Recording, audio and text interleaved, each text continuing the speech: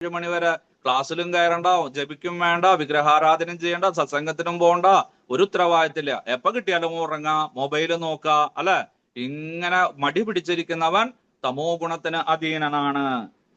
നാതദസ്തി പൃഥിവ്യാം വാ ദിവീ ദേവേഷു വാ പുനഃ സത്യം പ്രകൃതിജൈർമുക്തം യഥേഭിസ്യാത്രിഭിർഗുണൈഃ. അർജുന, ഇപ്രകാരം ഈ ഭൗതിക പ്രകൃതിയിലെ സകല ആളുകളിലും ഈ സത്വഗുണവും രജോ ഗുണവും തമോ ഗുണവും ഉണ്ട്.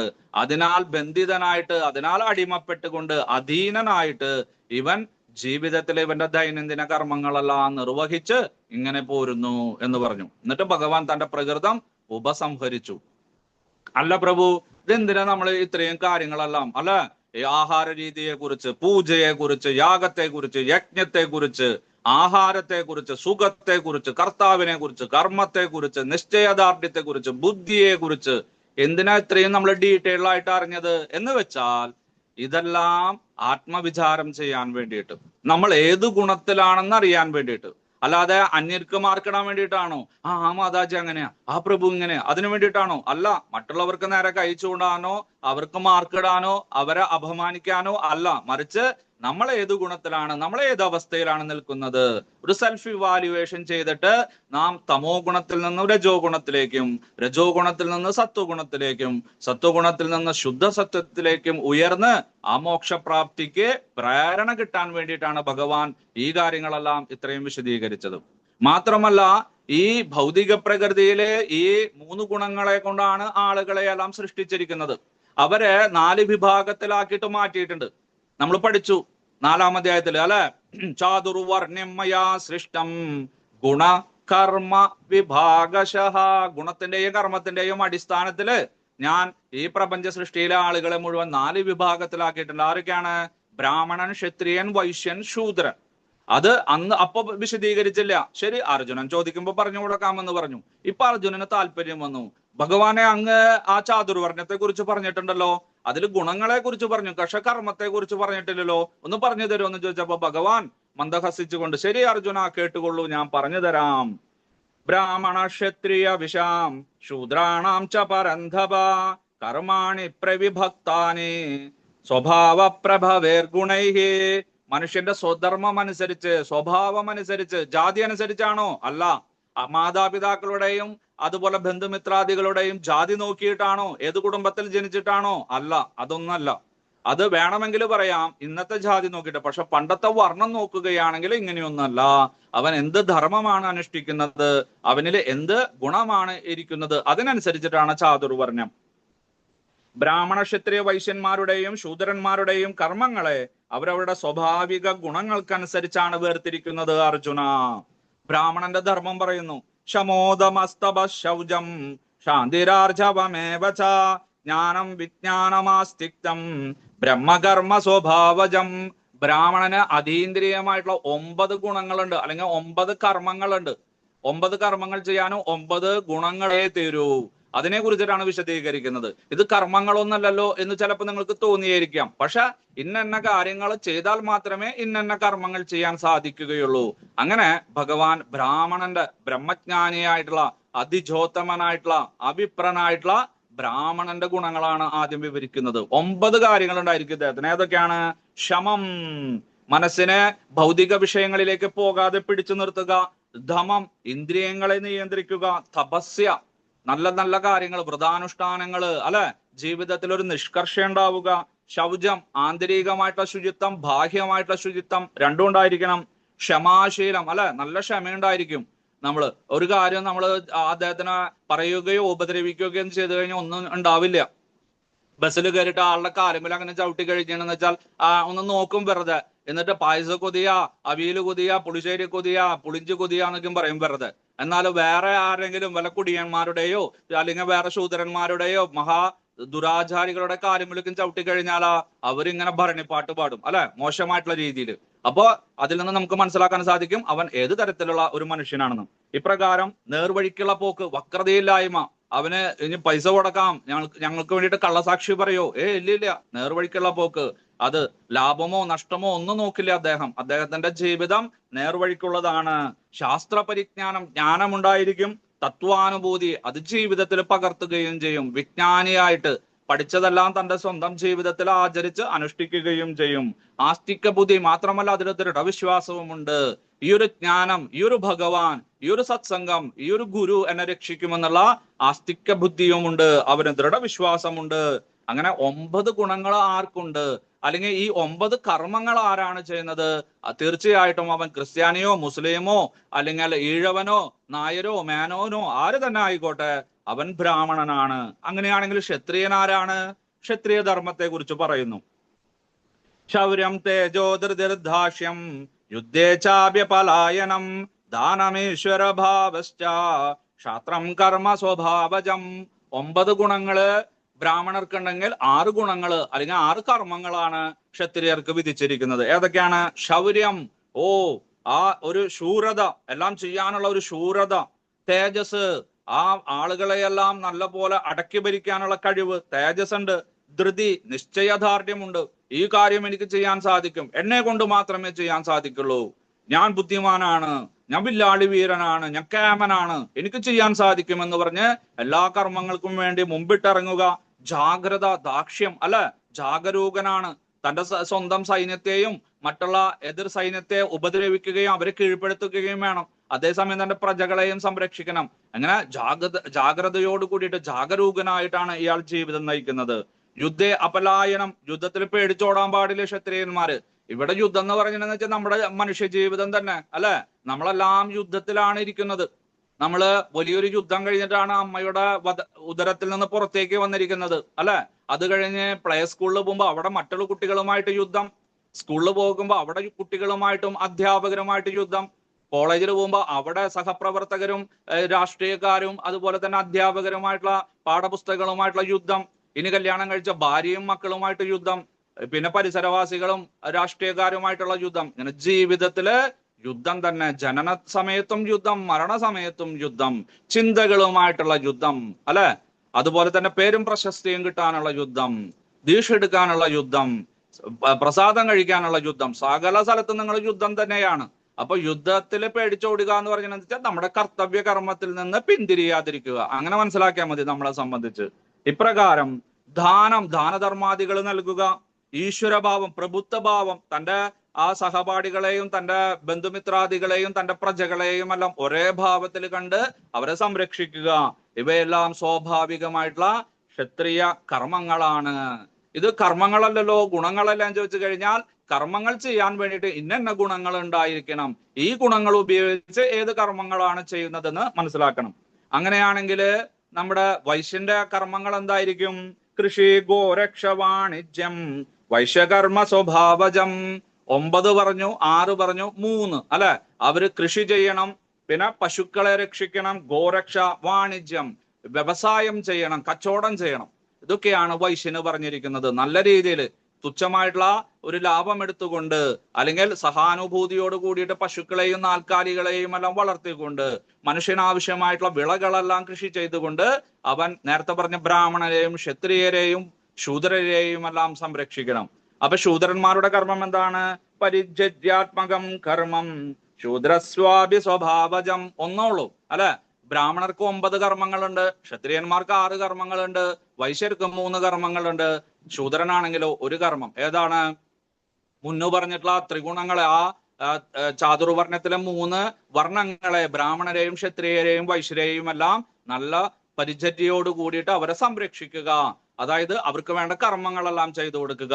ബ്രാഹ്മണന് വേണ്ട ഇഷ്ടികകള്, ആ പൂക്കള്, കുടങ്ങള്, കലങ്ങള്, അവർക്ക് വേണ്ട ആയുധങ്ങള്, തവികള്, അതൊക്കെ നിർമ്മിച്ചു കൊടുക്കുക. യാഗശാലകള്, ഇനി ക്ഷത്രിയർക്ക് വേണ്ട ആയുധങ്ങള്, രഥങ്ങള്, ഇതൊക്കെ നിർമ്മിച്ചു കൊടുക്കുക. കൊട്ടാരങ്ങൾ നിർമ്മിച്ചു കൊടുക്കുക, ആ രമ്യഹാനങ്ങൾ നിർമ്മിച്ചു കൊടുക്കുക. ഇനി വൈശ്യർക്ക് വേണ്ടിയിട്ട് കൃഷിയിൽ അവരെ സഹായിക്കുക, പശുക്കളെ പരിപാലിക്കാൻ സഹായിക്കുക, കച്ചവടം ചെയ്യാനായിട്ട് സാധനങ്ങൾ കയറ്റുകയും ഇറക്കുകയും ചെയ്യുക. ഇതൊക്കെ അങ്ങനെ 3 ഗുണത്തിനെയും സംരക്ഷിക്കുക. യഥാർത്ഥത്തിൽ ഇത് എല്ലാ രാജ്യങ്ങളിലുണ്ട്, നമ്മുടെ സമൂഹത്തിലുണ്ട്, നമ്മുടെ പഞ്ചായത്തിലും നമ്മുടെ വില്ലേജിലും ഒക്കെ ഉണ്ട്. അറിയില്ല എന്ന് മാത്രം. എങ്ങനെയാണ്? ബ്രാഹ്മണർ, ബ്രഹ്മജ്ഞാനികൾ, അറിവുള്ളവര്, ജ്ഞാനികളും വിജ്ഞാനികളും, തത്വചിന്തകന്മാര്, നമ്മുടെ ശാസ്ത്രജ്ഞന്മാര് നമ്മുടെ ഇന്ത്യയെ നോക്കുകയാണെങ്കിൽ. ഇനി ആ ക്ഷത്രിയരോ, നമ്മുടെ പട്ടാളക്കാരും പോലീസുകാരും നമ്മളെ സംരക്ഷിക്കുന്നവര്. ക്ഷതാ ത്രായതേ ക്ഷത്രിയ, നമ്മളെ ക്ഷതത്തിൽ നിന്നും അപകടത്തിൽ നിന്നും എല്ലാം സംരക്ഷിക്കുന്നവര്. ഇനി വൈശ്യരാണെന്ന് വെച്ചാലോ, നമ്മുടെ വലിയ വലിയ വ്യവസായശാലകളുടെ ഉടമസ്ഥകള്, അംബാനി, അദാനി, അല്ലെ, കല്യാൺ സ്വാമി, ഇങ്ങനെയുള്ള ആളുകള്. ഇനി ശൂദ്രന്മാരാ, നമ്മളെല്ലാവരും തന്നെ ഡോക്ടർമാരും എഞ്ചിനീയർമാരും വക്കീൽമാരും ടീച്ചർമാരും എല്ലാം ഇത് തന്നെ. മനസ്സിലായ? അപ്പൊ ഇതില് ഒന്നും യാതൊരു തരത്തിലുള്ള ഒരു സവർണ അവർണ മേധാവിത്വമോ അല്ലെങ്കിൽ ഏറ്റക്കുറച്ചിലൊന്നുമില്ല. നോക്കൂ, ബ്രഹ്മജ്ഞാനിയാണ് ബ്രാഹ്മണൻ. ബ്രാഹ്മണസ്യ മുഖമാസേ ബാഹുരാജന്യകൃത ഒരു തദസ്യ തദ്വൈശ്യഃ ശൂദ്ര പദ്ഭോഭിജായതേ. ആ നമ്മുടെ പുരുഷ സൂക്തത്തില് പറയുന്നതാണ്. നമ്മള് അഭിഷേകമൊക്കെ ചെയ്യുമ്പോൾ നമ്മൾ എല്ലാവരും കേൾക്കുന്നതാണ്. എന്റെ വിരാട് സ്വരൂപത്തിൽ നിന്ന്, എന്റെ മുഖത്തിൽ നിന്ന്, എന്റെ തലയിൽ നിന്ന് ബ്രാഹ്മണർ ഉണ്ടായി, എന്റെ ബലിഷ്ഠമായിട്ടുള്ള കൈകളിൽ നിന്ന്, ബാഹുക്കളിൽ നിന്ന് ക്ഷത്രിയന്മാരുണ്ടായി, എന്റെ അരക്കെട്ടിൽ നിന്ന് വൈശ്യന്മാരുണ്ടായി, എന്റെ പാദങ്ങളിൽ നിന്ന് ശൂദ്രന്മാരും ഉണ്ടായി എന്ന് പറയുന്നുണ്ട്. നോക്കൂ, ഇവിടെ പാദങ്ങളൊക്കെ ശൂദ്രന്മാരെ പാദങ്ങൾ, ബ്രാഹ്മണര് ശിരസിൽ നിന്ന്. കാരണം ബുദ്ധിയുടെ കേന്ദ്രമാണ്, ശിരാകേന്ദ്രമാണ് അവിടെ ബ്രെയിൻ ഇരിക്കുന്നു, തലച്ചോറ് ഇരിക്കുന്നത്, കണ്ണുകളും ഇന്ദ്രിയങ്ങളും ഒക്കെ ഇരിക്കുന്നത് അവിടെയാണ്. എന്നാലോ ഈ തലയെ സംരക്ഷിക്കാൻ എന്ത് വേണം? കയ്യും കാലും വേണ്ടേ? കയ്യും കാലില്ലാത്ത ആൾക്ക് ഇനി തല സംരക്ഷിക്കാൻ പറ്റാ? നോക്കൂ, അപ്പൊ കയ്യും കാലും വേണം. ഇനി കയ്യിനൊരു അഹങ്കാരം ഉണ്ടാവാൻ പറ്റോ? ഇല്ല. കാരണം കയ്യിനെ ചലിപ്പിക്കാനും കാലിനെ ചലിപ്പിക്കാനുള്ള ആ ഒരു നിർദ്ദേശം നൽകുന്നത് എവിടെ നിന്നാണ്? തലയിൽ നിന്ന്. ഇനി വയറ്, വയറ് നന്നായില്ലെങ്കിൽ എന്തെങ്കിലും വല്ല പ്രയോജനം ഉണ്ടോ? നിങ്ങൾക്ക് നല്ല ആരോഗ്യം എന്തുണ്ട്, 2 ദിവസമായിട്ട് വയറ്റിന്ന് പോണില്ല, അല്ലെങ്കിൽ ദഹിക്കണില്ല, ഗ്യാസ് ഭയങ്കര പ്രശ്നം, അപ്പൻഡിക്സ്, അൾസർ, വല്ല പ്രയോജനം ഉണ്ടോ? അപ്പോ വയറും നന്നായിരിക്കണം, വൈശ്യന്മാരും ഉണ്ടായിരിക്കണം. ഇനി അല്ലാണ്ട് പാദങ്ങളില്ല, നിങ്ങൾക്ക് ആലോചിച്ച് നോക്കൂ, നിങ്ങൾക്ക് സഞ്ചാര യോഗ്യം ഉണ്ടാവോ? സഞ്ചരിക്കാൻ പറ്റുമോ? നിങ്ങളുടെ പ്രവൃത്തികൾ നല്ല വേഗത്തിൽ ചെയ്യാൻ പറ്റുമോ? അന്യരുടെ സഹായം ആവശ്യം വരും. അപ്പൊ പാദങ്ങളും ഉണ്ടായിരിക്കണം. അതായത് ഒരു സമൂഹത്തില് ശൂദ്രന്മാരും ഉണ്ടായിരിക്കണം. ഇത് ഓഫീസിലുണ്ട്, ഓഫീസില് വലിയ വലിയ ഇതിനെ സിഇഒമാര്, ബുദ്ധിമാന്മാരായിട്ടുള്ള എക്സിക്യൂട്ടീവുകള്, അവരെ സംരക്ഷിക്കാനായിട്ട് റെപ്രസെന്റേറ്റീവുകൾ കുറെ ഉണ്ടായിരിക്കും. പിന്നെ നമ്മുടെ ഈ കച്ചവടം ചെയ്യാനും അത് ചെയ്യാനും ഒക്കെ ആയിട്ട് ഓരോരോ സ്ഥലങ്ങളില് ഷോപ്പുകൾ തുടങ്ങാനുള്ള ആളുകൾ ഉണ്ടായിരിക്കും. ഇവരെയെല്ലാം സഹായിക്കാനുള്ള ശൂദ്രന്മാര്, കാപ്പി കൊണ്ടുവരാനും ചായ ഉണ്ടാക്കാനും ബാത്റൂം ക്ലീൻ ചെയ്യാനും എഴുത്തുകളെല്ലാം പോസ്റ്റ് ചെയ്യാനും. ഒരു ഓഫീസില് മാനേജർമാര് മാത്രമേ ഉള്ളൂ. ആ ഓഫീസിന്റെ അവസ്ഥ എന്തായിരിക്കും നിങ്ങൾ ആലോചിച്ച് നോക്കിയാൽ? അവർ ആരെങ്കിലും ബാത്റൂം ക്ലീൻ ചെയ്യൂ? ആരെങ്കിലും മുറി വൃത്തിയാക്കൂ? അവരുടെ ടേബിൾ വൃത്തിയാക്കൂ? ചപ്പ് ചവറുകളും മാലിന്യങ്ങളും മാറാമ്പലുകളും വരും. ഇനി എല്ലാവരും ശൂദ്രന്മാരാണെന്ന് വെച്ചാലോ അതും ബുദ്ധിമുട്ട്. എല്ലാവരും അക്കൗണ്ടുകളാണെന്ന് വെച്ചാലോ അതും ബുദ്ധിമുട്ട്. എല്ലാവരും റെപ്രസെന്റേറ്റീവുകളാണെന്ന് വെച്ചാലോ അതും ബുദ്ധിമുട്ട്. അപ്പൊ ഈ ഒരു ചാതുർവർണ്ണ്യം സമൂഹത്തിലുണ്ടായിരിക്കണം, ഓഫീസിലുണ്ടായിരിക്കണം, നമ്മുടെ രാഷ്ട്രീയത്തിലുണ്ടായിരിക്കണം. അങ്ങനെ എല്ലാ സ്ഥലങ്ങളിലും. എന്തിനാ? നമ്മുടെ വീട്ടിലുണ്ട്. നിങ്ങൾ ആലോചിച്ച് നോക്കൂ, ശ്രദ്ധിച്ചിരുന്നാൽ നിങ്ങൾക്ക് മനസ്സിലാക്കാനായിട്ട് സാധിക്കും. ഇത് സകല സ്ഥലങ്ങളിലുണ്ടാവും. പക്ഷെ എന്തുകൊണ്ടോ അത് ഇന്നത്തെ കാലഘട്ടത്തിൽ അതിനെ തെറ്റിദ്ധരിപ്പിച്ചുകൊണ്ട് ജാതി വ്യവസ്ഥയാക്കിയിട്ട് മാറ്റിയിട്ട് പല പല പ്രശ്നങ്ങൾക്കും. ശരി, ചെറിയ അപാകതകളുണ്ട്, പക്ഷെ 90% പെർഫെക്റ്റ് ആണ്, 10% മാത്രമേ അപാകതകളുള്ളൂ. എന്നാലോ ഇന്നത്തെ ജാതി വ്യവസ്ഥ 90% അപാകതകളാണ്, 10% മാത്രമേ പെർഫെക്ഷൻ ഉള്ളൂ. അതാണ് ആ ചാതുർവർണ്ണ്യ വ്യവസ്ഥകളും ഇന്നത്തെ ജാതി വ്യവസ്ഥയും തമ്മിലുള്ള വ്യത്യസ്തം. ഇങ്ങനെ ഭഗവാൻ എല്ലാത്തിനെയും നല്ല പോലെ പറഞ്ഞുകൊണ്ട് ആ അർജുനനെ സുകർമ്മം ചെയ്യാനായിട്ട് പ്രേരിപ്പിക്കുകയാണ്. സ്വസ്വേ കർമ്മണ്യഭിരതഃ സംസിദ്ധിം ലഭതേ നരഃ സ്വകർമാനിരതഃസിദ്ധിം യഥാ വിന്ദതി തശൃണു. അർജുന, അതുകൊണ്ട് അവനവന്റെ ഗുണത്തിനനുസരിച്ചും അവനവന്റെ സ്വഭാവത്തിനനുസരിച്ചുള്ള കർമ്മങ്ങൾ ചെയ്യൂ. നിന്റെ സ്വന്തം കർമ്മങ്ങൾ ചെയ്യൂ. അങ്ങനെയാണെങ്കിൽ അവർ പതുക്കെ സിദ്ധി നേടുന്നു, പരമമായ ശാന്തിയെ, മോക്ഷത്തെ പ്രാപിക്കുന്നു. അപ്പോ അർജുനൻ ചോദിച്ചു, അല്ല, എങ്ങനെയാ അവനവന്റെ കർമ്മങ്ങൾ ചെയ്തു കഴിഞ്ഞാൽ എങ്ങനെയാ ആ സിദ്ധി ഉണ്ടാവുക? ആ സ്വധർമാചരണം കൊണ്ട് സിദ്ധിയെ പ്രാപിക്കാൻ സാധിക്കുമോ? ഭഗവാൻ പറഞ്ഞു, പിന്നെ അവനവന്റെ കർമ്മങ്ങള് ആ വെടിപ്പായിട്ട് നല്ല അച്ചടക്കത്തോട് കൂടിയിട്ട് നല്ല പോലെ ആചരിച്ച് അനുഷ്ഠിക്കുകയാണെങ്കിൽ അവനും പരമപദത്തിൽ എത്തിച്ചേരുവാനായിട്ട് സാധിക്കും. യഥ പ്രവർത്തിർഭൂതാനാം യേന സർവമിദം തദം സ്വകർമ്മണാ തമഭ്യർച്ച്യ സിദ്ധിം വിന്ദതി മാനവാ. അല്ലയോ അർജുന, ആരിൽ നിന്നാണ് ഈ ഭൗതിക ലോകങ്ങളെല്ലാം ഉണ്ടായിരിക്കുന്നത്? സർവചരാചരങ്ങളും ഉണ്ടായി വരുന്നത്. ഈ ലോകത്തെ മുഴുവൻ വ്യാപിച്ചു നിൽക്കുന്നത് ആരാണോ അങ്ങനെയുള്ള ആ ഈശ്വരനെ, ഭഗവാനെ തന്റെ സ്വകർമ്മം കൊണ്ട് അർപ്പിച്ചുകൊണ്ട് അതൊരു ഈശ്വരാരാധനയായിട്ട് കണക്കാക്കിയിട്ട് ഞാൻ അദ്ദേഹത്തിന്റെ കയ്യിലെ ഒരു നിമിത്തമാണ്, ഒരു ഉപകരണമാണ്, ഒരു ടൂളാണെന്ന് മനസ്സിലാക്കിയിട്ട് അവനവൻ കർമ്മഫലാസക്തി ഇല്ലാതെ കർമ്മം ചെയ്യുകയാണെങ്കിൽ തീർച്ചയായിട്ടും അവനും പരമപദത്തിലെത്തുന്നു, വൈകുണ്ഠലോകത്തിലെത്തുന്നു, സിദ്ധിയെ, ശാന്തിയെ, സമാധാനത്തെ പ്രാപിക്കുന്നു അർജുന. അതുകൊണ്ട് നീ പറഞ്ഞല്ലോ ഞാൻ ഭിക്ഷാടനം ചെയ്യാൻ പോകുകയാണ്, ധ്യാനിക്കാൻ പോകുകയാണെന്നൊക്കെ വലിയ വീരവാദം അടക്കിയില്ലേ? അത് തെറ്റാ അർജുന. അത് നിന്റെ മൂഢത്വം കൊണ്ടാണ് നീ അപ്പ പറഞ്ഞത്. ഇപ്പൊ നീ ആലോചിച്ചു നോക്കൂ, ഇപ്പൊ നിനക്ക് കാര്യങ്ങളെല്ലാം മനസ്സിലായിട്ടുണ്ടാവും. ശ്രേയാൻ സ്വധർമ്മോ വിഗുണഃ പരധർമ്മസുനുഷ്ഠിതാത് സ്വഭാവാനിയതം കർമ്മ കുർവന്നാപ്നോതി കിൽബിഷം. അതുകൊണ്ട് പരധർമ്മത്തെ ചെയ്യാനായിട്ട് പരിശ്രമിക്കാതിരിക്കുക. കാരണം പരധർമ്മം നന്നായി ചെയ്താലും നിനക്ക് വലിയ മാർക്കൊന്നും കിട്ടില്ല. ഒരു 10ഓ 15ഓ മാർക്ക് കിട്ടുള്ളൂ. കാരണം എന്താണ്? നീ ഇന്ന ഗുണവിശേഷത്തോട് കൂടിയിട്ട് ജനിച്ചവനാണ്, ജീവിച്ചവനാണ്. നീ പോയിട്ട് സന്യാസിയുടെ ഭിക്ഷാടനം അതുപോലെ തന്നെ മറ്റുള്ള കർമ്മങ്ങളൊക്കെ ചെയ്തു കഴിഞ്ഞാൽ എന്തായിരിക്കും? നിനക്കതിന് സമാധാനം കിട്ടില്ല. നീ അവിടെ പോയിട്ട് മറ്റുള്ളവരുമായിട്ട് ഷണ്ട കൂടും. നീ ക്ഷത്രിയ ശത്രുഗുണത്തോട് കൂടിയിട്ട്, ആ രജോ ഗുണത്തോട് കൂടിയിട്ട് ജനിച്ചവനാണ്. നിനക്ക് യുദ്ധമാണ് പറഞ്ഞിരിക്കുന്നത്. കാരണം ഇത്രയും വർഷക്കാലം നീ യുദ്ധമാണ് ചെയ്തത്. നീ രാജഗുണത്തോട് കൂടിയിട്ടാണ് ജനിച്ചിരിക്കുന്നത്. അതുകൊണ്ട് ഗുണം കുറവാണെങ്കിലും സ്വധർമ്മം അനുഷ്ഠിക്കുകയാണ് നല്ലത്. ജയമോ തോൽവിയോ എന്തൊക്കെ ഉണ്ടാവും, അതൊക്കെ നീ ചെയ്യുന്ന കർമ്മഫലം അനുസരിച്ചിട്ട് കിട്ടും. അതുകൊണ്ട് നീ ഒരിക്കലും അന്യധർമ്മങ്ങളിലേക്ക് പോകരുത്. പരധർമ്മം നീ ചെയ്യാനായിട്ട് ഒരിക്കലും മുതിരരുത്. സ്വന്തം സംസ്കാരത്തിനനുസരിച്ച് സ്വാഭാവികമായിട്ട് വന്നു ചേർന്നിട്ടുള്ള കർത്തവ്യ കർമ്മങ്ങളെ ചെയ്യുന്നവൻ അവന് തെറ്റാണ് ചെയ്യുന്നതെങ്കിലും അവന് പാപമേൽക്കില്ല.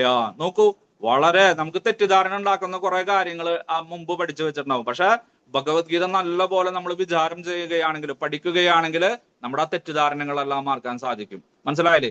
നമ്മള് ഒരു പിതാവാണ്, മാതാവാണ്, സഹോദരനാണ്, സഹോദരിയാണ്, പുത്രനാണ്, പുത്രിയാണ്, ഇങ്ങനെ പല പല ധർമ്മങ്ങൾ ഉണ്ടാവും. അതെല്ലാം നല്ല പോലെ മനസ്സിലാക്കിയിട്ട് സാഹചര്യത്തിനനുസരിച്ചിട്ട്, അല്ലെ?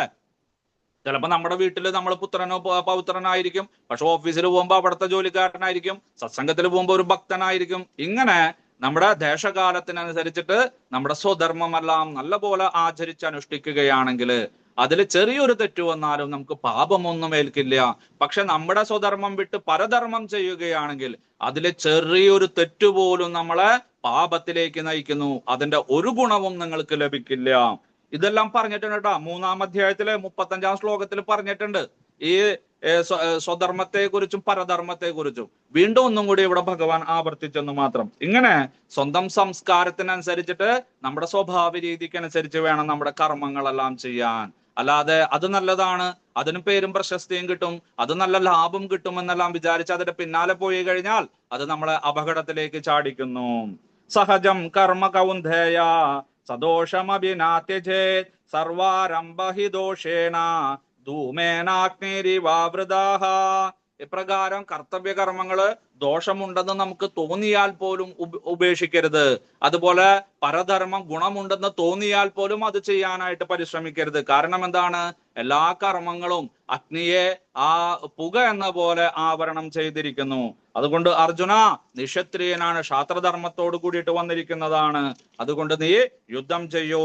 യുദ്ധത്തിൽ നിന്ന് ഒരിക്കലും പോവരുത്. എങ്ങനെ ചെയ്യേണ്ടത്? വിവിക്ത സേവി ലഗ്വാഷി യഥവാകായ മാനസഃ വൈരാഗ്യം സമുഭാശ്രിതഃ. അതുകൊണ്ട് ഭഗവത് ഭക്തിയുത സേവനവും ധ്യാനയോഗവും ഭക്തിയോഗവുമെല്ലാം ആ പരമാത്മാവായ അല്ലെങ്കിൽ സച്ചിദാനന്ദ സ്വരൂപനായിട്ടുള്ള എന്നെ ധ്യാനിച്ചുകൊണ്ട്, ആ ആഹാരങ്ങളെല്ലാം നിയന്ത്രിച്ചുകൊണ്ട്, ചിന്തകളെല്ലാം നിയന്ത്രിച്ചുകൊണ്ട്, ദാനവും സുഖവും നിശ്ചയദാർഢ്യവുമെല്ലാം രജോ ഗുണത്തിലാക്കിക്കൊണ്ട്, ആ വിരക്തിയെ, സന്യാസത്തെ, ത്യാഗത്തെ മുറുക്കെ പിടിച്ചുകൊണ്ട് നീ കർമ്മങ്ങൾ അനുഷ്ഠിക്കൂ. അഹങ്കാരം ബലം ദർപ്പം കാമം ക്രോധം പരിഗ്രഹം വിമുച്യ നിർമ്മമ ശാന്ത ബ്രഹ്മഭൂയായ കൽപ്പതേ. അർജുന, ആ ബ്രഹ്മകൽപ്പത്തിലേക്ക് അല്ലെങ്കിൽ ആ ബ്രഹ്മാവസ്ഥയിലേക്ക്, ബ്രഹ്മജ്യോതിയിൽ എത്തണമെങ്കിൽ എന്തൊക്കെയാണ് ചെയ്യേണ്ടത്? അഹങ്കാരം, ബലം, ദർപ്പം, കാമം, ക്രോധം, അല്ലെ? ആ ആവശ്യമില്ലാത്തതിനെ കെട്ടിപ്പിടിച്ചിരിക്കല്, ഇതിനെയെല്ലാം പുറന്തള്ളിയിട്ട് നിർമ്മമനായിട്ട് എന്റേതെന്നല്ലാത്ത മമത്വബോധമെല്ലാം എന്റേത്, ഞാൻ അങ്ങനെയുള്ള ആ മിഥ്യാഹങ്കാരം, ദുരഭിമാനം, അത്യാഗ്രഹം, ദുരാഗ്രഹം ഇതെല്ലാം ഉപേക്ഷിച്ച് ശാന്തനായിട്ടുള്ള ഒരു സാധകൻ ബ്രഹ്മസാക്ഷാത്കാരത്തിന്, പരമപദപ്രാപ്തിക്ക് അർഹനാണ് അർജുന. എന്നിട്ട് എന്ത് ചെയ്യണം? ബ്രഹ്മഭൂത പ്രസന്നാത്മാ നാശോജതി ന കാംക്ഷതി സമസർവേഷു ഭൂതേഷു മദ്ഭക്തിം ലഭതേ പരാം. ഇപ്രകാരം ഞാൻ സച്ചിദാനന്ദ സ്വരൂപനായിട്ടുള്ള ഭഗവാന്റെ അംശമാണ്, ആ വിഭിന്നാംശമാണ്, ഭഗവാന്റെ ദാസനാണ് എന്ന് വിചാരിച്ച് ഭഗവത് ഭക്തിയുത സേവനമെല്ലാം നല്ല പോലെ ഈ ബോധം ഹേതുവായിട്ട് ചെയ്യുക. ഇങ്ങനെ പ്രസന്നചിത്തനായിട്ട് സന്തോഷത്തോടു കൂടിയിട്ട് ഭജതാം പ്രീതിപൂർവകം.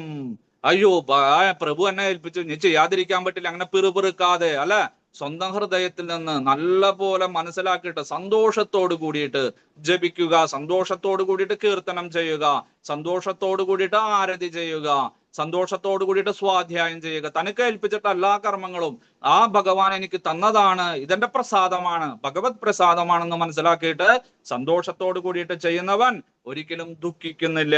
അവൻ സർവചരാചരങ്ങളെയും തുല്യഭാവത്തിൽ കാണുന്നവനാണ്. അതുകൊണ്ട് അവന് ആരോടും ദേഷ്യമോ അല്ലെങ്കിൽ കാമമോ ക്രോധമോ ഒന്നും തന്നെ ഉണ്ടാകുന്നില്ല. ഭക്താ മാമഭിജാനാതി യാവാൻ യശ്ചാസ്മി തത്വദഃ തദോ മാം തത്വദോ ജ്ഞാത്വാ വിശദേ തദനന്തരം. അല്ല, ഇത് എപ്രകാരം അറിയാ? ഭഗവാനെ പ്രാപിക്കാനായിട്ട് ഇതൊക്കെ മതിയാ? അല്ല, ആത്യന്തികമായിട്ട് ഭക്തി. ഓ, എല്ലാതും പറഞ്ഞു കഴിഞ്ഞു. കാരണം സർവവേദ വേദാന്ത സാര സർവസ്വമാണ്, എല്ലാ ഗ്രന്ഥങ്ങളെക്കാളും മഹത്തായതാണ്. അപ്പൊ ഭഗവാന് ആ സാഖ്യയോഗത്തെ കുറിച്ച് പറയണം, ധ്യാനയോഗത്തെ കുറിച്ച് പറയണം, കർമ്മയോഗത്തെ കുറിച്ച് പറയണം, ജ്ഞാനയോഗത്തെ കുറിച്ച് പറയണം, ഹഠയോഗത്തെ കുറിച്ച് പറയണം, അതുപോലെ തന്നെ ഭക്തി യോഗത്തെ കുറിച്ചും പറഞ്ഞു. എന്നിട്ട് എല്ലാം കഴിഞ്ഞിട്ട് ഭഗവാൻ പറയാണ് ഭക്ത്യാ തുനന്യയാ ശക്യ. ഇതെല്ലാം ഭക്തിയുള്ളവന് മാത്രമേ സാധിക്കൂ. അല്ലാതെ ബുദ്ധിയുള്ളവനോ അല്ലെങ്കിൽ കർമ്മയോഗം അനുഷ്ഠിക്കുന്നവനോ അല്ലെങ്കിൽ ധ്യാനയോഗിക്കോ ഹഠയോഗിക്കോ അല്ല. പിന്നെ ആർക്കാണ്? ആ ഭക്തന്, ഭക്തയ്ക്ക്. അതുകൊണ്ട് എന്റെ മഹിമ അറിയുന്നവൻ ഭക്തനാണ്. ഭക്തി കൊണ്ട് മാത്രമേ ഞാൻ ആരാണെന്നും എന്റെ മഹിമ അറിയുകയുള്ളൂ, നിന്റെയും മഹിമ അറിയുകയുള്ളൂ. അതുകൊണ്ട് ആ ഭഗവാന്റെ സ്വരൂപം എന്തെന്നറിയണം, ഭഗവാന്റെ വിഭിന്നാംശമായ നമ്മുടെ സ്വരൂപവും എന്തെന്ന് അറിയണം. എന്താണ്? നിത്യദാസഹ. നമ്മുടെ ജീവന്റെ ആ സ്വരൂപം എന്താണ്? നിത്യദാസനാണ്. ഭഗവാന്റെ ദാസന്മാരാണ്, കേമന്മാരാണെന്നാണ് നമ്മുടെ വിചാരം. അല്ല, ഭഗവാൻ നമ്മുടെ വാടക വീട്ടിലേക്ക് കുറച്ച് നാൾ നമ്മൾ അയച്ചിരിക്കുകയാണ്. അവിടെ പോയിട്ട് താമസിച്ചിട്ട് വരൂ, എനിക്ക് വേണ്ടി കർമ്മങ്ങൾ ചെയ്യൂ. അല്ലെ, ഒരു മുതലാളി ഒരു സേവകനെ, ഒരു സർവന്റിനെ വീട്ടിൽ എന്തിനാണ് നിയമിക്കുന്നത്? അദ്ദേഹത്തെ സേവിക്കാൻ വേണ്ടിയിട്ട്. അല്ലെ, നീ എല്ലാ കാര്യങ്ങളും ഉപയോഗിച്ചോളൂ, ടി വി കണ്ടോ, ഫോൺ ഉപയോഗിച്ചോ, അല്ലെ, വാഹനം ഉപയോഗിച്ചോളൂ, വെള്ളം ഉപയോഗിച്ചോളൂ, ഭക്ഷണം കഴിച്ചോളൂ. പക്ഷെ നിനക്കൊരു വിചാരം വേണം, എന്താണ്? എന്റെ ദാസനാണ്, എന്റെ സന്തോഷമാണ് നിന്റെ സന്തോഷം. അതുപോലെ നീ ഭൗതിക ലോകത്തിൽ ജീവിച്ചോളൂ, ഭഗവാൻ തന്നിട്ടുള്ള സൂര്യചന്ദ്രന്മാരെയും വായുവിനെയും വെള്ളത്തിനെയും മഴയെയും എല്ലാ ഫലഭൂയിഷ്ടമായിട്ടുള്ള കാര്യങ്ങളും നീ അനുഭവിച്ചോളൂ, വിരോധമില്ല. പക്ഷെ ഒരു വിചാരം വേണം, ഭഗവാന്റെ നിത്യദാസനാണെന്ന്. ഭഗവാനെ സന്തോഷിപ്പിക്കുക. ധർമ്മം തു സാക്ഷാൽ ഭഗവത് പ്രണീതം. നമ്മുടെ ധർമ്മം എന്ത്? ആ സത്യാനന്ദ സ്വരൂപനും സർവലോക മഹേശ്വരനുമായിട്ടുള്ള ഭഗവാനെ പ്രീണിപ്പിക്കുക, സന്തോഷിക്കുക. ഇപ്രകാരം എന്റെ സ്വരൂപവും നിന്റെ സ്വരൂപവും മനസ്സിലാക്കിയിട്ട് നീ ആ ബ്രഹ്മസാക്ഷാത്കാരത്തിന് അധികാരിയായിട്ട് തീരുന്നു. സർവകർമാണ്യഭി സദാ കുർവാണോ മദ്വ്യഭാശ്രയഃ മത്പ്രസാദാത്മവാപ്നോതി ശാശ്വതം പരമവ്യയം. ഇതുപോലെ ഞാൻ പറഞ്ഞ കാര്യങ്ങളെല്ലാം നല്ല പോലെ ചെയ്തുകൊണ്ട്, അനുസരിച്ചുകൊണ്ട്, എന്നെ ആശ്രയിച്ചുകൊണ്ട്, എന്നെ സ്മരിച്ചുകൊണ്ട് നീ എന്ത് കർമ്മങ്ങളും ചെയ്യുമ്പോ നീ ആ പരമപദത്തിലെത്താനായിട്ട് ചേരുന്നു. മച്ചിത്ത സർവദുർഗാണി മത്പ്രസാദ തരിഷ്യസി അദച്വേത്വമഹങ്കാരത്താ നാശ്രോഷസി വിനക്ഷ്യസി.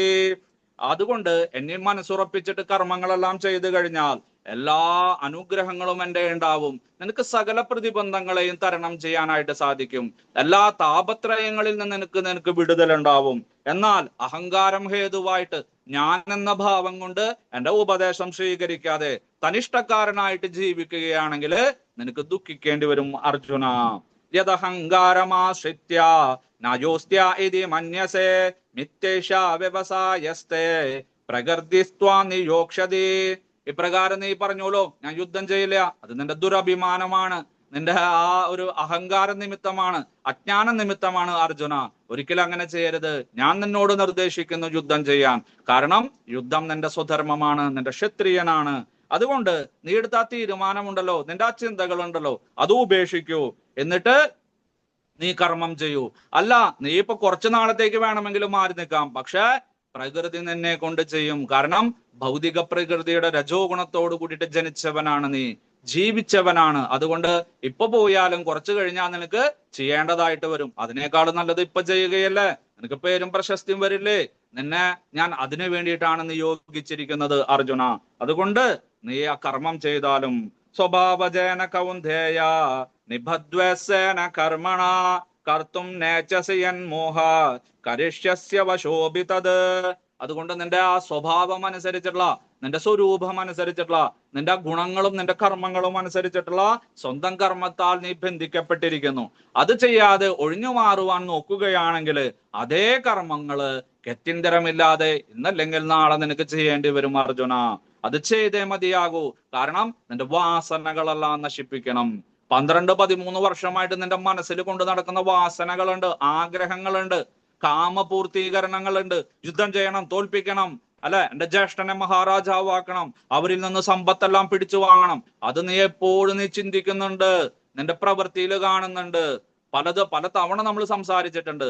അതെല്ലാം നീ ഈ സമയം കൊണ്ട് ബന്ധുമിത്രാദികളെ ഉപദ്രവിക്കണം, വധിക്കണം എന്നുള്ള ചിന്ത കൊണ്ട് ഉപേക്ഷിക്കുകയാണെങ്കിൽ അത് നല്ലതിനല്ല. കാരണം എന്താണ്? ആ വാസനകള് നശിപ്പിച്ചേ മതിയാവൂ. ആ വാസനകൾ നശിപ്പിക്കണമെങ്കിൽ യുദ്ധം ചെയ്യണം. അതുകൊണ്ട് നീ യുദ്ധം ചെയ്യൂ, സ്വധർമ്മത്തെ അനുഷ്ഠിക്കൂ. എങ്ങനെ? ഈശ്വര സർവഭൂതാനാം ഹൃദേശാർജുന തിഷ്ഠതി ബ്രാഹ്മയൻ സർവഭൂതാനി യന്ത്രാരൂഢാനി മായയാം. എല്ലാ ഹൃദയങ്ങളിലും പരമാത്മസ്വരൂപിയായിട്ട് ഭഗവാൻ ഇരിക്കുന്നുണ്ട്, ഈശ്വരൻ ഇരിക്കുന്നുണ്ട്. ഒരു യന്ത്രം കറങ്ങുന്നത് പോലെ ആ ഭൗതിക പ്രകൃതിയുടെ മായ കൊണ്ട് ഈശ്വരൻ എല്ലാവരുടെയും ഹൃദയത്തിൽ സ്ഥിതി ചെയ്തുകൊണ്ട് നിന്നെ ഈ കർമ്മങ്ങളെല്ലാം ചെയ്യിപ്പിക്കും. തമേവ ശരണം ഗച്ഛ സർവഭാവേന ഭാരത തത്പ്രസാദാത് പരാം ശാന്തിം സ്ഥാനം പ്രാപ്സ്യസി ശാശ്വതം. അതുകൊണ്ട് അർജുന, ആ ഹൃദയത്തിലിരിക്കുന്ന പരമാത്മാവിനെ ശരണം പ്രാപിച്ചാലും, അതിന്റെ അപൂർവമായിട്ടുള്ള പരിപൂർണനായിട്ടുള്ള ഈശ്വരനെ, ഭഗവാനെ ശരണം പ്രാപിച്ചാലും, ആ ഭഗവാന്റെ അനുഗ്രഹത്താൽ, ആ പരമാത്മാവിന്റെ അനുഗ്രഹത്താൽ പരമശാന്തിയായിട്ടുള്ള ശാശ്വത പദത്തെ നിനക്ക് പ്രാപിക്കുവാനായിട്ട് സാധിക്കും.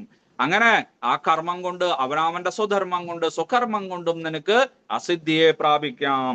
ഇതിതേ ജ്ഞാനമാഖ്യാതാം ഗുഹ്യാത് ഗുഹ്യതരം മയാ വിമർശയിതദശേഷേണ യഥേച്ഛസി തഥാ കുരു. എന്നിട്ട് ഭഗവാൻ തന്റെ ഉപദേശങ്ങളെല്ലാം നിർത്താൻ പോവുകയാണ്. അർജുന, ഇപ്രകാരം പരമരഹസ്യമായിട്ടുള്ള, ആരോക്കും പറഞ്ഞു കൊടുക്കാത്ത കുറച്ചാളുകൾക്ക് മാത്രം ആ വിവസ്വാൻ എന്നറിയപ്പെടുന്ന സൂര്യദേവനും, സൂര്യദേവന്റെ പുത്രനായിട്ടുള്ള വൈവസ്വതമനുവിനും, വൈവസ്വതമനുവിന്റെ പുത്രനായിട്ടുള്ള ഇക്ഷ്യാകു മഹാരാജാവിനും ഉപദേശിച്ചിട്ടുണ്ട്. അതേ ജ്ഞാനം തന്നെയാണ്. അതിൽ നിന്നും ഒരു കുറവും വരുത്തിയിട്ടില്ല, ഒന്നുപോലും വിട്ടുകളഞ്ഞിട്ടില്ല. അതാണ് നിനക്ക് ഞാൻ ഉപദേശിച്ചത് അർജുന. ഇത് വളരെ ഗോപ്യമാണ്, ഗുഹ്യതമമാണ്, രഹസ്യങ്ങളിൽ വെച്ച് പരമരഹസ്യമാണ്, വിദ്യകളിൽ വെച്ച് രാജവിദ്യയാണ്, രാജവിദ്യകളിൽ വെച്ച് രാജവിദ്യയാണ്. ഇത്രയും മഹത്തായിട്ടുള്ള ജ്ഞാനം ഞാൻ നിനക്ക് ഉപദേശിച്ചു. കാരണം നീ എന്റെ ഭക്തനാണ്, നീ എന്റെ സുഹൃത്തുമാണ്, നീ എന്നെ ശരണം പ്രാപിച്ചവനാണ്. അതുകൊണ്ട് മറ്റാർക്കും തന്നെ ഞാൻ പറഞ്ഞു കൊടുത്തിട്ടില്ല. വളരെ വർഷങ്ങൾക്ക് മുന്നാണ് മറ്റുള്ളവർക്കെല്ലാം പറഞ്ഞു കൊടുത്തത്. അതുകൊണ്ട് നീ ഭാഗ്യവാനാണ് അർജുന. ഇനി നല്ല പോലെ ഞാൻ പറഞ്ഞതെല്ലാം മനസ്സിലാക്കിയിട്ട് അതിനെ നല്ല പോലെ ചിന്തിച്ച് നീ വേണ്ടത് ചെയ്യൂ. നിനക്ക് യുദ്ധം ചെയ്യണമെങ്കിൽ ചെയ്യാം, നിനക്ക് സന്യാസം സ്വീകരിക്കണമെങ്കിൽ സ്വീകരിക്കാം. ഇനി നിന്റെ ഇഷ്ടം പോലെ ചെയ്യൂ. അതുകൊണ്ട് ആ ഈശ്വര ഭക്തി തന്നെയാണ് കർമ്മയോഗം. അതുകൊണ്ട് ആ ഭക്തിയോഗത്തിൽ എത്താനായിട്ട് സാധിച്ചില്ലെങ്കിൽ നമ്മുടെ ഭഗവാന്റെ പ്രസാദമായിട്ട് നമ്മുടെ കർമ്മങ്ങളെല്ലാം നമ്മൾ ഈശ്വരാർപ്പണ ഭാവത്തില്, ആ കർമ്മഫലാസക്തി ഇല്ലാതെ എല്ലാം ഭഗവാന് വേണ്ടിയിട്ട് സമർപ്പിക്കുന്ന എന്ന ഭാവത്തിൽ ചെയ്യണം. സർവഗുഹ്യതമം ഭൂയ ശൃണുമേ പരമം വചഃ ഇഷ്ടോസി മേ ദൃഢമിതി തതോ വക്ഷ്യാമി ദേഹിതം. അത്യന്തം രഹസ്യമായിട്ടുള്ള എന്റെ പരമോത്തമമായിട്ടുള്ള വാക്യം വീണ്ടും കേട്ടുകൊള്ളൂ. എന്തിനാ അത് പറയുന്നത്? നീ എനിക്ക് പ്രിയനാകുന്നു, നിനക്ക് ഏറ്റവും പ്രിയപ്പെട്ടവനാണ്. കാരണം നീ ഭഗവത്ഗീത നല്ല ശ്രദ്ധയോട് കൂടിയിട്ട് കേട്ട് കഴിഞ്ഞു. ഞാൻ പറയുന്നതെല്ലാം അനുസരിക്കാനുള്ള ഒരു ഭാവം നിനക്കുണ്ട്. അതുകൊണ്ട് നിന്റെ നന്മയ്ക്ക് വേണ്ടിയിട്ടാണ് ഞാൻ ഇതെല്ലാം പറഞ്ഞു തന്നത്. എന്നിട്ട് ഭഗവാൻ ആ ഏറ്റവും പ്രധാനപ്പെട്ട, നമ്മൾ പഠിച്ചു കഴിഞ്ഞതാണ് 9-ാം അധ്യായത്തിൽ, വീണ്ടും ആവർത്തിക്കുക. ഒരു ശ്ലോകം 2 പ്രാവശ്യം ഒരു ഗ്രന്ഥത്തിൽ ആവർത്തിക്കുക. പ്രത്യേകിച്ചും ആവർത്തന വിരസത വരാൻ പാടില്ലാത്ത ഭഗവത്ഗീത പോലെയുള്ള ഒരു ഗ്രന്ഥത്തില്. അപ്പൊ തന്നെ നിങ്ങൾക്ക് മനസ്സിലാക്കണം ആ ശ്ലോകത്തിന്റെ മഹത്വം. മന്മനാ ഭവ മദ്ഭക്ത മധ്യാജേ മാം നമസ്കുരു മാമേ വൈഷ്യസ്യ സത്യം തേ പ്രതിജ്ഞാനേ പ്രിയോസി മേ. അതുകൊണ്ട് മന്മന, എപ്പോഴും എന്നെ ഓർക്കുക, എപ്പോഴും മനസ്സിൽ എന്നെ കൊണ്ട് നടക്കുക, പരമദിവ്യോത്തമ പുരുഷനായിട്ടുള്ള ഭഗവാൻ ശ്രീകൃഷ്ണനെ. എന്നിട്ട് മദ്ഭക്ത ഭവ, എന്റെ ഭക്തനായിട്ട് ഭവിക്കുക. മധ്യാജ്, എനിക്ക് വേണ്ടി പൂജകൾ ചെയ്യുക, എനിക്ക് വേണ്ടി യാഗങ്ങളും യജ്ഞങ്ങളും ചെയ്യുക, എനിക്ക് വേണ്ടി ജപിക്കുക, എനിക്ക് വേണ്ടി സ്വാധ്യായം ചെയ്യുക, എനിക്ക് വേണ്ടി ദാനധർമാദികൾ ചെയ്യുക. നമസ്കുരു, എന്നെ നമസ്കരിക്കുക, എന്റെ ഫോട്ടോ കണ്ട് നമസ്കരിക്കുക, എന്റെ വിഗ്രഹങ്ങൾ കണ്ടാ നമസ്കരിക്കുക, എന്റെ ക്ഷേത്രങ്ങൾ കണ്ടാ നമസ്കരിക്കുക. ഇപ്രകാരം നീ ചെയ്യുകയാണെങ്കിൽ നീ എന്നെ തന്നെ പ്രാപിക്കും, നീ എന്റെ ലോകത്തിൽ എത്തിച്ചേരും. ഞാൻ നിന്നോട് സത്യമാണ് പറയുന്നത്. പരമദിവ്യോത്തമ പുരുഷനായിട്ടുള്ള പരമസത്യമായിട്ടുള്ള പരമനിരപേക്ഷ സത്യമായിട്ടുള്ള ഭഗവാൻ പറയുന്നു, ഞാൻ സത്യമാണ് പറയുന്നത്. നമ്മൾ ഭഗവാനെ പിടിച്ച് സത്യം ചെയ്യുന്നു, ഭഗവാനെ തന്നെ പിടിച്ച് സത്യം ചെയ്യുന്നു. ഞാൻ സത്യമാണ് പറയുന്നത് അർജുന, സത്യം സത്യം സത്യം, നീ എന്നെ പ്രാപിക്കും, കാരണം നീ എനിക്ക് പ്രിയപ്പെട്ടവനാണ്. ഇങ്ങനെ അർജുനനെ ആ ഭക്തനെ സ്തുതിച്ചുകൊണ്ട് ഉപസംഹരിക്കാൻ പോവുക. അങ്ങനെ ശ്രീമദ് ഭഗവത്ഗീതയുടെ ഉപസംഹാര ശ്ലോകം അല്ലെ, ആ ഏറ്റവും ആദ്യത്തെ ശ്ലോകം എന്തായിരുന്നു? നമ്മൾ ആ 2-ാം അധ്യായത്തിൽ ഭഗവാൻ അശോചാനശോജസ്തം, അവിടെ മുതലാണ് ശരിക്കും ഉപദേശം തുടങ്ങുന്നത്. അപ്പൊ അതിനെ ആ ആരംഭത്തിലുള്ള ശ്ലോകമെന്നും ഇവിടെ ഇതാ ആ ചരമഗീതം അല്ലെങ്കിൽ ഏറ്റവും അവസാനത്തെ ശ്ലോകമെന്നും വേദാന്തികൾ പറയാറുണ്ട്. എന്താ പറയുന്നത്? സർവധർമാൻ പരിത്യജ്യ മാമേകം ശരണം വ്രജ അഹം ത്വാം സർവപാപേഭ്യോ മോക്ഷയിക്ഷ്യാമി മാ ശുചഃ. നമ്മൾക്ക് കാണാപാഠം പഠിച്ചിട്ട് വളരെ വികാരത്തോട് കൂടിയിട്ട് ചൊല്ലുന്ന ഒരു ശ്ലോകമാണ്. ശാരീരികവും മാനസികവും ബുദ്ധിപരവുമായിട്ടുള്ള ധർമ്മങ്ങളെയെല്ലാം പരിത്യജിച്ചുകൊണ്ട്, സർവധർമ്മങ്ങളെ പരിത്യജിച്ചുകൊണ്ട് പരമാത്മാവായ ഏകനായിട്ടുള്ള സച്ചിദാനന്ദ സ്വരൂപനായിട്ടുള്ള പരമ്പൊരുളായ പരമനിരപേക്ഷ സത്യമായിട്ടുള്ള അസർവലോക മഹേശ്വരനായിട്ടുള്ള ഭഗവാൻ ശ്രീകൃഷ്ണനായ എന്നെ നീ ശരണം പ്രാപിക്കണം. എന്താ ഗുണം?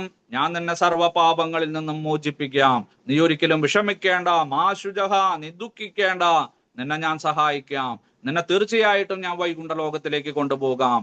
ആരാണ് സത്യം ചെയ്യുന്നത്? മുഖ്യമന്ത്രിയാണോ? പ്രധാനമന്ത്രിയാണോ?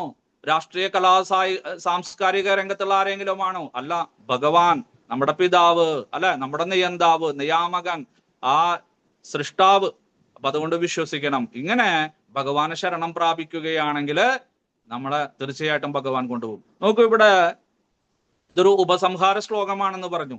പക്ഷെ യഥാർത്ഥത്തില് സർവധർമാൻ പരിത്യജ്യ, എങ്ങനെയാ നമ്മൾ ഈ സർവധർമ്മങ്ങളെയും പരിത്യജിക്കുക? അല്ല, നമ്മുടെ ധർമ്മം നഷ്ടപ്പെട്ട് കഴിഞ്ഞാൽ നമ്മൾ എന്തായി മാറും? ഇങ്ങനെയുള്ള ചിന്തകളൊക്കെ ഉണ്ടാവും. അപ്പോഴാണ് ശ്രീമദ് ഭാഗവതത്തിന്റെ മഹിമ. ഇവിടെ ഭഗവാൻ ഉപേക്ഷയ്ക്കും കൊടുത്തു, ഉപസംഹാരം ചെയ്തു. നീ ഇങ്ങനെ ചെയ്യൂ, പക്ഷെ അറിയില്ല, കഴിഞ്ഞു, ഭഗവത്ഗീത കഴിഞ്ഞു. സർവധർമാൻ പരിത്യജ്യ മാമേകം ശരണം വ്രജ, നീ എല്ലാ ധർമ്മങ്ങളും ശാരീരികവും മാനസികവുമായിട്ടുള്ള എല്ലാ ധർമ്മങ്ങളെയും പരിത്യജിച്ചുകൊണ്ട് തന്നെ ശരണം പ്രാപിക്കാൻ പറഞ്ഞു. എങ്ങനെയാണെന്ന് അറിയില്ല. അവിടെയാണ് ശ്രീമദ് ഭാഗവതം തുടങ്ങുന്നത്. അപ്പൊ അതുകൊണ്ട് എല്ലാവരും ആദ്യം ചെന്നിട്ട് ശ്രീമദ് ഭാഗവതത്തിനെ പിടിക്കും, എന്നിട്ട് അത് അങ്ങോട്ട് ആരംഭിക്കും. പക്ഷെ ആധ്യാത്മിക ശാസ്ത്ര വിദ്യാർത്ഥികള് അല്ലെങ്കിൽ ആധ്യാത്മിക ആചാര്യന്മാരുടെ നിർദ്ദേശം എന്താണ്? ആദ്യം ഭഗവത്ഗീത പഠിക്കൂ. കാരണം എന്താണ്? ആ ഭഗവാൻ ആരാണ്, നീ ആരാണ്, നീയും ഭഗവാനും തമ്മിലുള്ള ബന്ധം എന്താണ്, ഗുണങ്ങൾ എന്താണ്, കർമ്മം എന്താണ്, സ്വധർമ്മം എന്താണ്, പരധർമ്മം എന്താണ്, അല്ലെ, സാഖ്യയോഗം എന്താണ്, ധ്യാനയോഗം, ഭക്തിയോഗം, ഇതെല്ലാം നല്ല പോലെ പഠിച്ചിട്ട് വേണം ഇതിലേക്ക് പ്രവേശിക്കാൻ, ശ്രീമദ് ഭാഗവതത്തിലേക്ക് പ്രവേശിക്കാൻ. ഇവിടെ എങ്ങനെയാണ് ഭഗവാനെ ശരണം പ്രാപിക്കേണ്ടതെന്നും എങ്ങനെയാണ് ഭഗവാനെ സന്തോഷിപ്പിക്കാനായിട്ട് കർമ്മങ്ങൾ ചെയ്യേണ്ടതെന്നും ശ്രീമദ് ഭാഗവതത്തിൽ പറയുന്നു. ഇവിടെ നിർദ്ദേശം കൊടുത്തുകൊണ്ട് ഭഗവാൻ നിർത്തുകയാണ് ചെയ്യുന്നത്. അപ്പൊ അതുകൊണ്ട് ഒരു ഭക്തനെ സംബന്ധിച്ച് ഇതിനേക്കാളും നല്ല ശ്ലോകം, നമ്മുടെ ഉപദേശം, ഇതെല്ലാം നമുക്ക് തന്നിരുന്ന ഉപദേശം, ഇത് ഒരു നേരത്തെ പറഞ്ഞ ഒരു ചരമഗോദം അല്ലെങ്കിൽ കഴിഞ്ഞാൽ ഉപസംഹാര ശ്ലോകമായിട്ട് കണക്കാക്കാൻ പാടുള്ളൂ. പക്ഷെ നമുക്ക് തരുന്നത് ഏതാണ്? ഇതിന് മുന്നേറ്റ ശ്ലോകമാണ്, മന്മനാഭവ മദ്ഭക്ത. അതുകൊണ്ടാണ് ആവർത്തിച്ചത്, 2 അധ്യായങ്ങളിലായിട്ട് ഭഗവാൻ ആവർത്തിച്ചത്. അപ്പോ ഒരു വൈഷ്ണവനെ സംബന്ധിച്ച്, ഒരു ഭഗവത്ഗീത വിദ്യാർത്ഥിയെ സംബന്ധിച്ചുള്ള ഉപദേശം എന്താണ്? മന്മനാഭവ മദ്ഭക്ത മധ്യാജീവാം നമസ്കുരു മാമേ വൈശ്യസി സത്യം തേ പ്രതിജ്ഞാനോ പ്രിയോസിമേ. അല്ലെ, 9-ാം അധ്യായത്തിൽ ഇത് തന്നെയാണ് പറഞ്ഞിരിക്കുന്നത്. അപ്പൊ അതുകൊണ്ട് അതാണ് നമ്മളെ സംബന്ധിച്ചിട്ടുള്ള ഏറ്റവും വലിയ ഉപദേശം. ഇനി ഭഗവാൻ അതിന്റെ മാഹാത്മ്യത്തെ കുറിച്ചിട്ടൊക്കെ പറഞ്ഞിട്ട് വീണ്ടും അടുത്ത 5-6 ശ്ലോകങ്ങളെ കൊണ്ട് പറയാണ്. അർജുന, ഞാൻ ഈ പറഞ്ഞത് നീ വഴിയിൽ പോകുന്ന ആൾക്കാർക്കൊന്നും പറഞ്ഞു കൊടുക്കാനായിട്ട് നിൽക്കണ്ട, ആരെയും നിർബന്ധിക്കേണ്ട, നിരീശ്വരവാദികളോടും യുക്തിവാദികളോടൊക്കെ ഇത് പറഞ്ഞിട്ട് നിന്റെ വിലയേറിയ സമയം കളയണ്ട. ഇതം നാ തപസ്കായ നാ ഭക്തായ കഥാജന നജാ ശുശ്രൂഷമേ വാച്യം നജാമാം യോഭ്യസൂയതേ ആത്മസംയമനം ശീലിക്കാത്തവന്, ഇന്ദ്രിയങ്ങളെ നിയന്ത്രിക്കാത്തവന്, ശുചിയില്ലാത്തവന്, ഈശ്വര വിശ്വാസമില്ലാത്തവന്, ഭക്തിയില്ലാത്തവന്, പരസേവനം ചെയ്യാൻ താല്പര്യമില്ലാത്തവന് അവർക്കൊന്നും നീ ഇത് ഉപദേശിക്കാനായിട്ട് നിൽക്കണ്ട എന്ന് പറഞ്ഞാൽ അവരോട് വിരോധമുള്ളത് കൊണ്ടാണോ? അല്ല, അവർക്ക് അതിനുള്ള യോഗ്യതയില്ല, അതുകൊണ്ടാണ്. അല്ലെ? ഒരു പ്രസാദം ഒരു സ്ഥലത്ത് നിന്ന് നമ്മുടെ കയ്യിൽ കുറച്ച് പ്രസാദം ബാക്കി വന്നു. പ്രസാദം കൊടുക്കാനായിട്ട് പോയി കഴിഞ്ഞാൽ ആരെങ്കിലും വൃത്തിയില്ലാത്തൊരു പാത്രം കൊണ്ടുവന്നാൽ നമ്മൾ അതിലിട്ട് കൊടുക്കുവോ? ഇല്ല.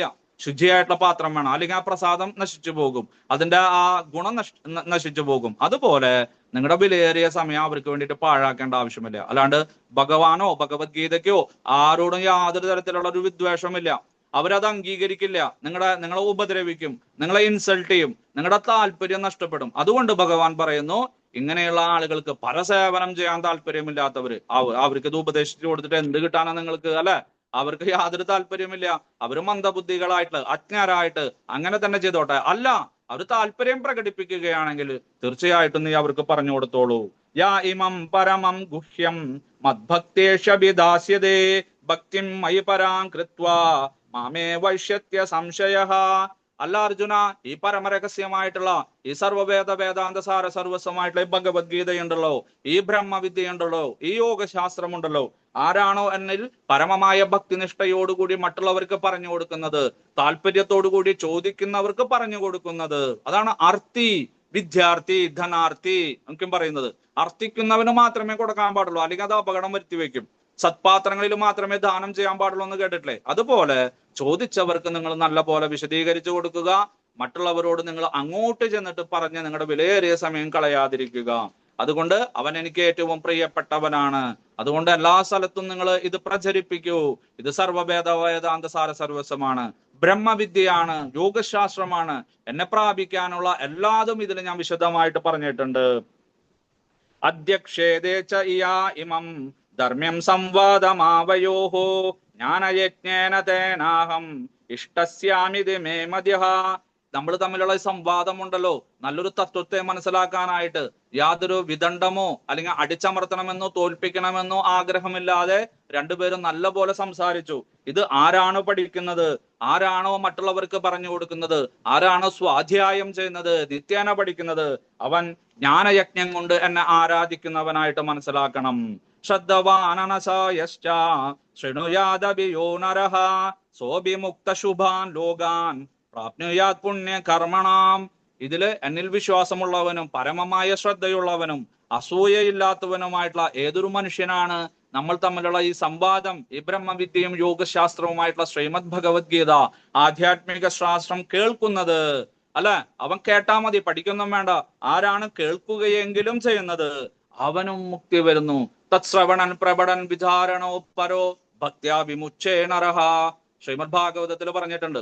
അതുപോലെ ആരാണോ കാണുന്നത്, ആരാണോ കേൾക്കുന്നത്, ആരാണ് ഇതിനെക്കുറിച്ച് വിചാരം ചെയ്യുന്നത്, ആർക്കാണ് ഇതിൽ താല്പര്യമുള്ളത്, അവനും പുണ്യലോകങ്ങളിൽ എത്തിച്ചേരും, ബ്രഹ്മലോകം വരെ എത്തിച്ചേരാനുള്ള കഴിവുണ്ട്. അതുകൊണ്ട് അർജുന, എന്താണ് ഇത് കേട്ട് കഴിഞ്ഞപ്പോ നിന്റെ ഒരു അവസ്ഥ എന്താണ്? അർജുനൻ സടകുടഞ്ഞെഴുന്നേറ്റു, അവിടെ നിന്ന് കണ്ണീരെല്ലാം തുടച്ചു, തന്റെ വസ്ത്രങ്ങളെല്ലാം ശരിയാക്കി, ഗാണ്ഡീവമെല്ലാം കയ്യിലെടുത്തിട്ട് പറഞ്ഞു, അർജുന ഉവാച നഷ്ടോ മോഹസ്മൃതിർ ലബ്ധ്വാ ത്വത്പ്രസാദാത്മയാച്യുത സ്ഥിതോസ്മി ഗതസന്ദേഹ കരിഷ്യേ വചനം തവ. ഭഗവാനെ, അങ്ങയുടെ നിന്തിരുവടിയായിട്ടുള്ള പരമദിവ്യോത്തമ പുരുഷനായിട്ടുള്ള ഭഗവാനായ, കാരണം കണ്ടു, വിശ്വരൂപ ദർശനത്തിൽ കണ്ടു, തന്റെ മുന്നിൽ നിൽക്കുന്നത് ആരാണെന്ന് മനസ്സിലായി. അതുകൊണ്ട് അങ്ങ് ആരാണെന്ന് മനസ്സിലായി.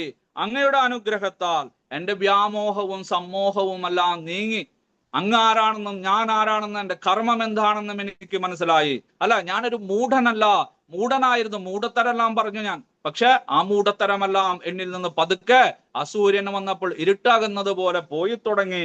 ശരിയായിട്ടുള്ള ബോധം, ബുദ്ധി എനിക്ക് ലഭിക്കുകയും ചെയ്തു. എന്റെ സംശയങ്ങളെല്ലാം തീർന്നു. ഞാനിതാ അങ്ങയുടെ നിർദ്ദേശങ്ങൾക്കനുസരിച്ച് പ്രവർത്തിച്ചു കൊള്ളാം.